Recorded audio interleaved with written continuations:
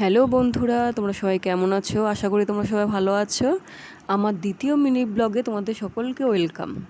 আর আমার আগের ভিডিও দেখে তোমরা তো বুঝতেই পেরেছো আমি কার বাড়িতে আসার কথা বলছিলাম। হ্যাঁ, তোমাদের সকলের প্রিয় অপরাজিতার বাড়িতে আসার কথা বলছিলাম। এই দেখো, অপরাজিতার দাদাও চলে আসলো। আমি এসে দেখি এই ঘরে ওরা নেই, ওরা পেছনের ঘরে ছিল। তাই এখানে এসে ওর মেয়ের সাথে আমি একটুখানি কথা বলছিলাম, গল্প করছিলাম। তারপর ওরাও চলে আসলো। এই যে অপরাজিতাকে দেখতেই তো পাচ্ছ তোমরা।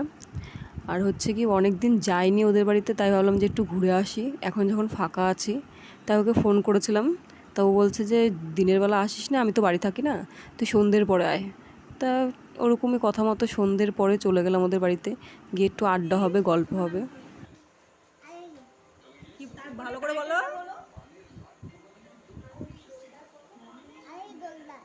আরুষি গোলদার।